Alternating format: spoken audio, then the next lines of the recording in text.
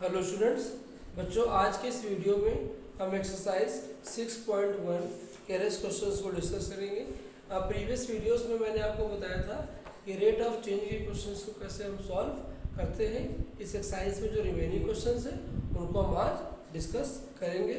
So question number 13 is a balloon which always remains spherical has a variable diameter. Find the rate of change of its volume with respect to x. देखिए exercise 6.1 question number 13 में यहाँ पर एक spherical balloon है और उस spherical balloon की हमें डायमीटर गिवन है। डायमीटर कितनी है? 3/2 2x + 1। अब इस डायमीटर से हम पहले रेडियस फाइंड कर लेंगे। सो रेडियस कितनी होती है? हमेशा d/2 होती है। सो आप क्या लिखेंगे? यहाँ पर 1/2 ऑफ 3/2 2x + 1। सो हमें रेडियस कितनी मिल गई यहाँ से? 3/4 2x + 1। ये हमें रेडियस मिल गई इन टर्म्स ऑफ x। अब पूछा गया find the rate of change of its volume with respect to x। So spherical balloon है तो बलून का वॉल्यूम कितना होता है? 4.3 पाई r³। आप यहाँ पर वैल्यू पुट करा दीजिए रेडियस की। रेडियस कितनी है? 3/4 2x + 1 होल क्यूब। ये हमारा आ गया वॉल्यूम। हमें निकालना क्या है? Rate of change of volume with respect to x। हमें यहाँ टाइम रिस्पेक्ट में नहीं निकालना है। जब टाइम का रिस्पेक्ट में निकालना होता था तो हम d/dt करते थे। यहाँ हमें x रिस्पेक्ट में निकालना है तो यहाँ पर हम d/dx करेंगे। So dv/dx = d/dx of 4/3 pi and इसका क्यूब कराएंगे हम। 3 का क्यूब हो जाएगा 27 and 4 cube 64 into 2x + 1 whole cube. 3 1 जा 3 9 जा 4 1 जा 4 16 जा। अब आपको डेरिवेट कराना है। सो कांस्टेंट पार्ट हम बाहर रख लेते हैं। सो 9 पाई अपॉन 16 हमने कांस्टेंट टर्म बाहर ले लिया। d/dx किसका होगा? 2x + 1 होल क्यूब का पावर 3 है। पावर 3 आगे आ जाएगी और 2x + 1 की पावर जो होगा 1 कम हो जाएगा। और जो अंदर 2x + 1 है इसका फिर से हम डेरिवेटिव करा देंगे तो ये हो जाएगा 2x + 1। सो ये हो जाएगा यहाँ से आपका 3 3 9 3 27 पाई अपॉन 16 और ये है 2x + 1 होल स्क्वायर और 2x का डेरिवेटिव कितना हो जाएगा? 2 हो जाएगा। सो यहाँ से फिर से मल्टीप्लाई हो जाएगा ये। सो 27/8 पाई 2x + 1 होल स्क्वायर। सो ये वॉल्यूम का रेट है। इस रेट से क्या होगा? उसका वॉल्यूम जो होगा वो चेंज होगा। तो जब भी आपको क्वेश्चंस निकालने होंगे रेट ऑफ डेरिवेटिव के तो आप ऐसे ही क्वेश्चंस को सॉल्व कराओगे। यहाँ क्वेश्चन पूछा गया था rate of change of volume with respect to x, इसलिए हमने क्या किया? वॉल्यूम को x के रिस्पेक्ट में डेरिवेट करा दिया। नेक्स्ट क्वेश्चन देखिए बेटा।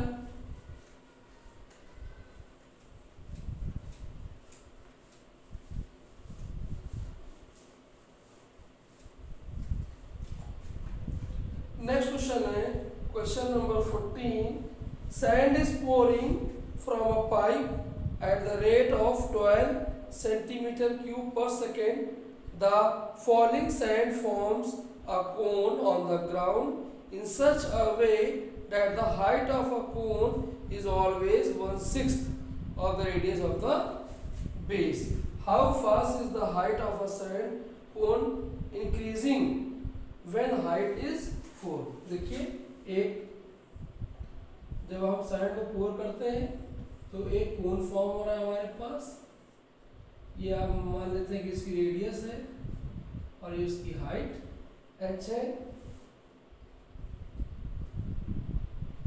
और हमें यहाँ पर sand is pouring from a pipe at rate, हमें रेट दिया गया है dV by dt कितना है 12 सेंटीमीटर क्यूब पर सेकेंड, यानी हमें वॉल्यूम को टाइम के रिस्पेक्ट में डेरिवेट कराना पड़ेगा।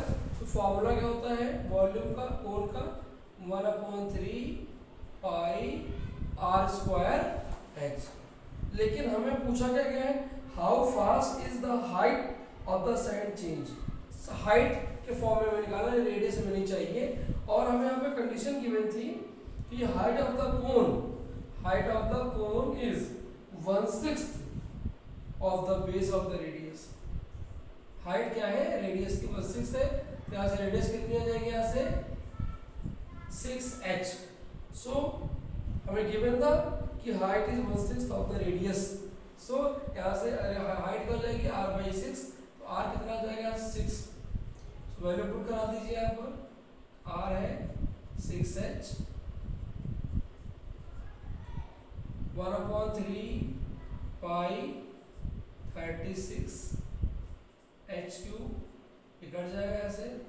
सो 12 पाई h³ ये वॉल्यूम आ गया हमारा। अब हमें वॉल्यूम का रेट दिया गया है कि किस रेट से सैंड पोर हो रही थी। सो dV बाई dt इधर भी डिवाइड करा दीजिए।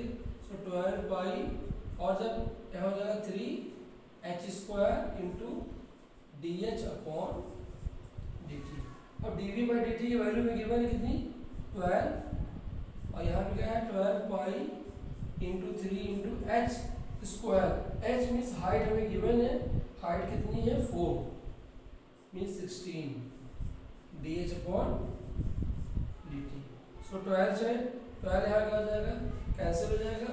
सो dH अपॉन dt हमें यहाँ से कितना मिल जाएगा पाई, ये हो जाएगा 1/48 पाई, कितना आ जाएगा 1/48 पाई।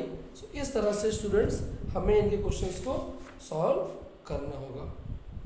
1/48 पाई और ये हाइट है, सो रेट क्या होगा सेंटीमीटर पर सेकेंड। तो यहाँ पर हमें क्वेश्चन में गिवन क्या था कि सैंड को हम ऊपर से गिरा रहे हैं, उससे कोण बन रहा है, और कोण की हाइट क्या है radius base of the cone का 1/6 था।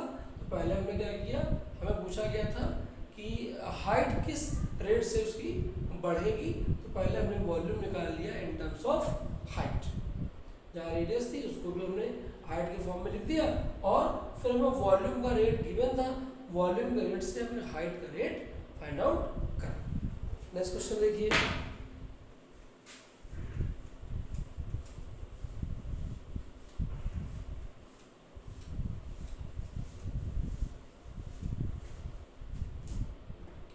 नेक्स्ट क्वेश्चन है the total cost in rupees associated with the production of x unit of an item is given by. हमें यहाँ पर टोटल कॉस्ट गिवन है क्वेश्चन नंबर 15 में। Cost in terms of x 0.007 x³ minus 0.003 x² plus 15x plus 4000 हमें यहाँ पे given है, और हमें पूछ रहा है मार्जिनल कॉस्ट। हमें कॉस्ट गिवन है और कॉस्ट की हेल्प से हमें मार्जिनल कॉस्ट निकालना है। तो जो मार्जिनल कॉस्ट होती है वो d by dx of c होता है। Marginal cost equal to d by dx of c। अब d by dx of c निकाल दीजिए। c कितना है 0.007 x³ minus 0.003 x² plus 15x plus 4000। Means हमें यहाँ पर कॉस्ट की इक्वेशन दी गई थी इन टर्म्स ऑफ x, हमें निकालना क्या है मार्जिनल कॉस्ट। मार्जिनल कॉस्ट निकालने के लिए हम कॉस्ट को डेरिवेट करा देते हैं। तो कॉस्ट x के रिस्पेक्ट में था, इसलिए हमने यहाँ पर d बाई dx कराया।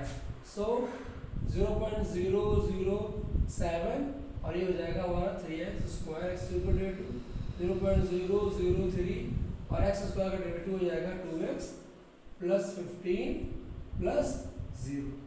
अब यह हमें गई मार्जिनल कॉस्ट। एक का पूछा गया marginal cost, find the marginal cost when 17 units are produced.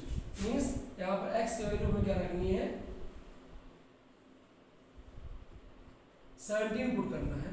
So 0 point आप करेंगे तो 3 से हो जाएगा, कितना हो जाएगा 21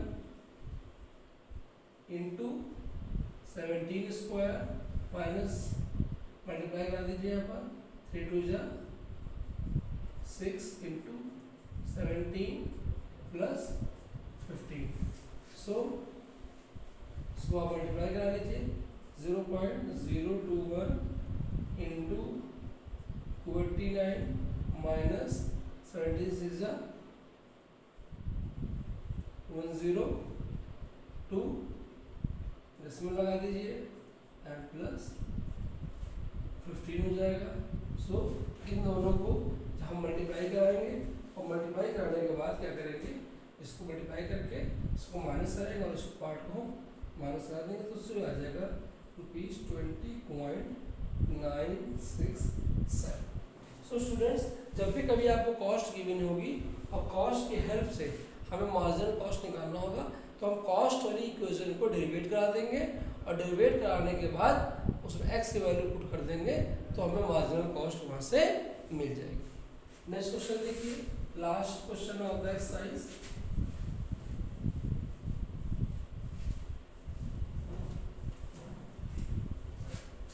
बेटा जो नेक्स्ट क्वेश्चन हमारा है, नेक्स्ट क्वेश्चन में पूछा गया है द टोटल रेवेन्यू हमें गिवन है।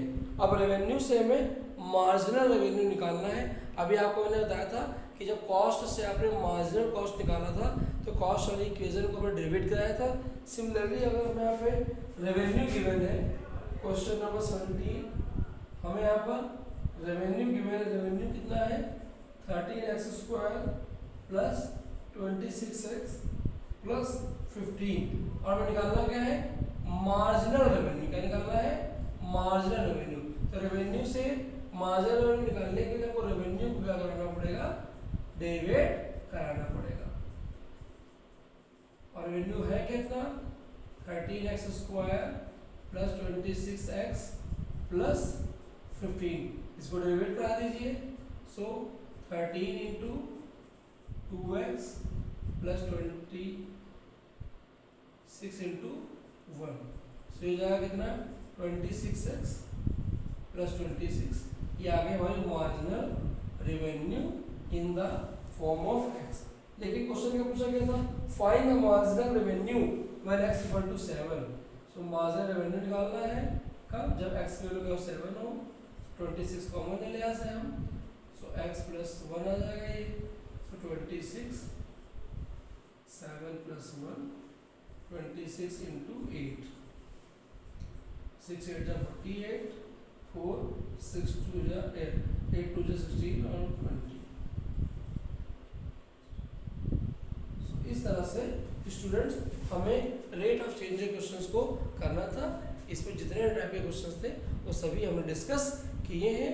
हमने आपसे मार्जिनल कॉस्ट के क्वेश्चन डिस्कस किए, हमने मार्जिनल रेवेन्यू के क्वेश्चन भी डिस्कस किए, वॉल्यूम के चेंज के भी क्वेश्चन डिस्कस किए और साइड्स के इंक्रीजिंग डिक्रीजिंग के भी क्वेश्चन डिस्कस किए। इस तरह से आपको प्रैक्टिस करनी होगी रेट ऑफ चेंज के क्वेश्चंस की।